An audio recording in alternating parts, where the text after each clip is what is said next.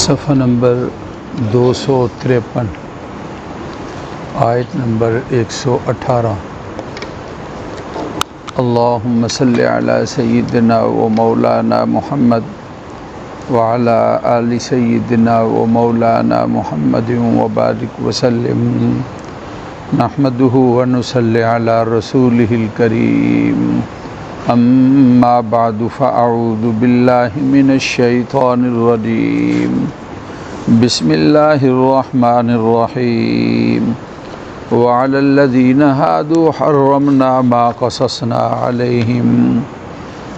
قصصنا عليك من قبل وما ظلمناهم ولكن كانوا أنفسهم يظلمون ثم إن ربك للذين عملوا السوء بجهالة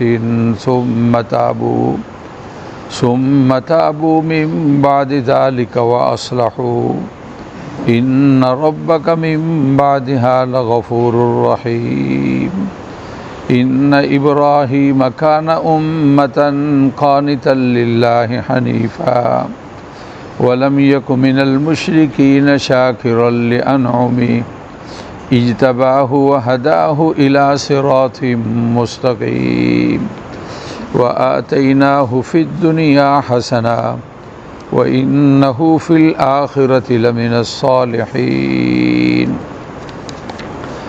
اور یہودیوں کے لیے ہم نے حرام قرار دیا ہے جو ہم نے پہلے بیان کر دیا ہے، ہم نے ان کے ساتھ زیادتی نہیں کی، لیکن خود انہوں نے اپنے ساتھ زیادتی کی۔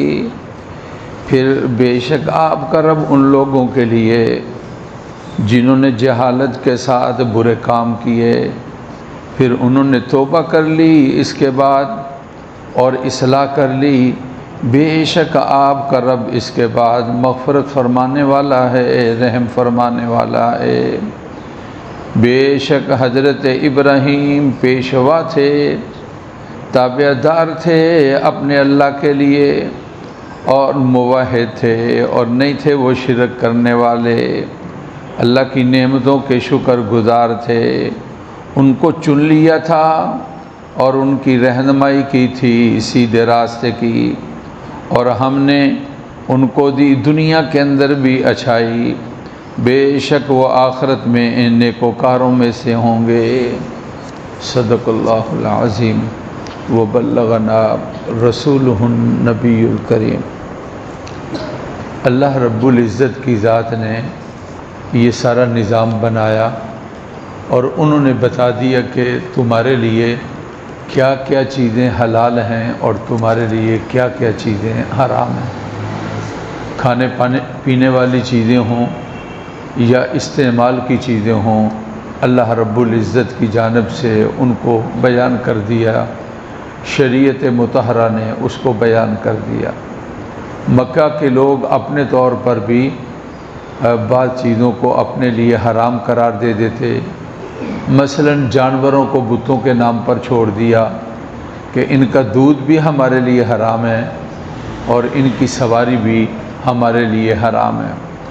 مختلف انہوں نے جانوروں کے نام رکھے ہوئے تھے اور یہ سمجھتے تھے کہ ہمیں اس سے کسی قسم کا استفادہ حاصل کرنا یہ ٹھیک نہیں ہے، اور قرآن مجید نے اس کے بارے میں، اور پھر اس کے بارے میں جب بچہ پیدا ہو، اونٹنی اگر اتنی دفعہ نر بچہ دے گی تو پھر اس کا کھانا بھی اور اس کا دودھ بھی اور اس کی سواری بھی حرام ہو جائے گی۔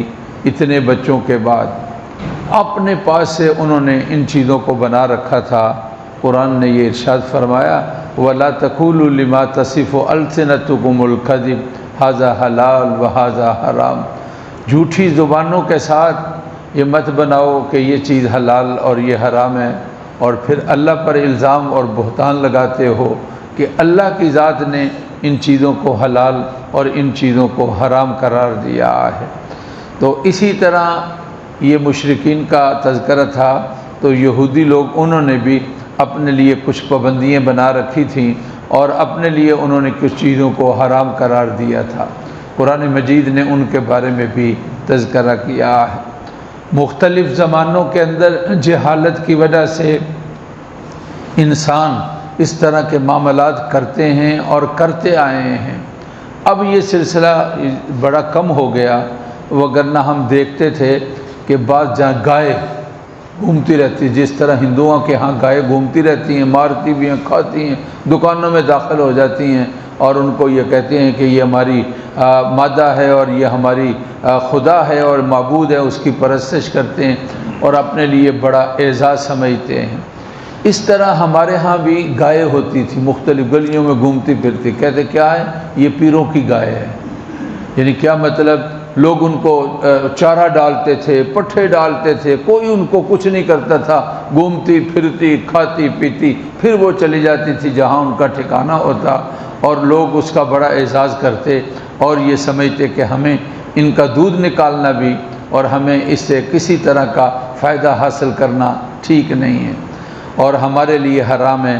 قرآن مجید نے اس کے بارے میں بیان کر دیا۔ وَعَلَى الَّذِينَ هَادُوا، یہودی لوگ ہم نے حرمنا ما قصصنا علیک من قبل، ہم نے بیان کر دیا ہے پہلے 8ویں پارے سورۃ انعام کے اندر اس کا تذکرہ ہوا، ہم نے حرام کر دیا جو کچھ ان کے لیے حرام ہے، ہم نے پہلے اس کو بیان کر دیا ہے۔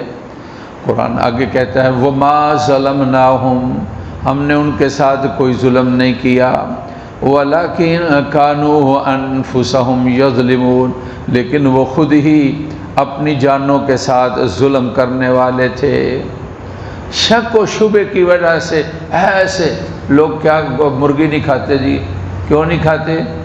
اس لیے پتہ نہیں اس نے ذبح کیا ہے، ٹھیک کیا ہے، بسم اللہ پڑھی ہے نہیں پڑھی۔ گوشت نہیں کھاتے جی، کیوں جی؟ پتہ نہیں اس نے بسم اللہ، اس طرح اللہ کی حلال کی ہوئی چیزوں کو اپنے لیے حرام بناتے ہیں، شک اور شبہات پیدا کر کے اس کو منع کر دیا گیا ہے۔ ثم ان ربک للذین عملوا السوء بجہالہ، پھر بے شک آپ کا رب ان لوگوں کے لیے جن سے غلطی سے گناہ ہو گیا، جہالت سے غلطی ہو گئی، پھر وہ توبہ کرتے ہیں اس کے بعد اور اصلاح کر لیتے ہیں، بے شک آپ کا رب اس کے بعد مغفرت فرمانے والا ہے، رحم فرمانے والا ہے۔ تو یہودیوں کا اور مکے والوں کا تذکرہ ہوا، تو ساتھ حضرت ابراہیم کا آخر صورت کے رکوع کے اندر اللہ تعالیٰ بیان فرما رہے ہیں۔ انبیاء کے باپ ہیں، اللہ نے رتبہ دیا ہے، لوگ سارے اپنے کو حضرت خلیل اللہ کی طرف منسوب کرتے، یہودی بھی، عیسائی بھی، مکے والے بھی۔ تو قرآن ان کے بارے میں کہتا ہے ان ابراہیم کان امہ، بے شک ابراہیم علیہ الصلاۃ والتسلیمات پیشوا تھے، امہ سے منج، وہ امام تھے، پیشوا تھے۔ اور قرآن آگے ان کی صفات بیان کرتا ہے قانتا للہ، وہ اپنے اللہ کے بڑے تابع دار تھے۔ کیسی تابع داری؟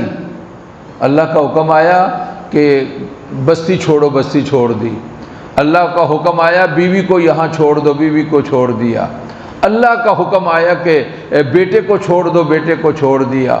کیسے تابع دار تھے؟ حکم آیا کہ بیٹے کو ذبح کرو اور اس کے لیے وہ تیار ہو گئے۔ قانتا للہ، وہ تابع دار تھے، ماننے والے تھے اپنے اللہ کے لیے۔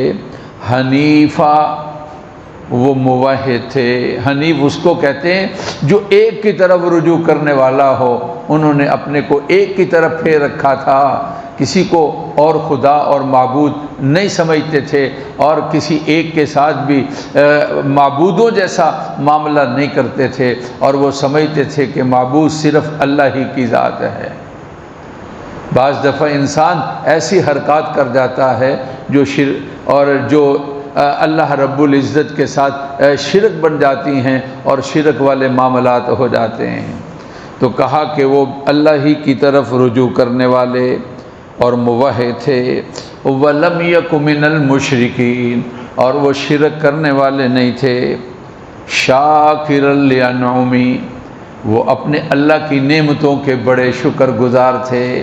اللہ نے کرم فرمایا اور انعام فرمایا۔ اجتباہ، قرآن کہتے ہیں اللہ نے ان کو چن لیا تھا۔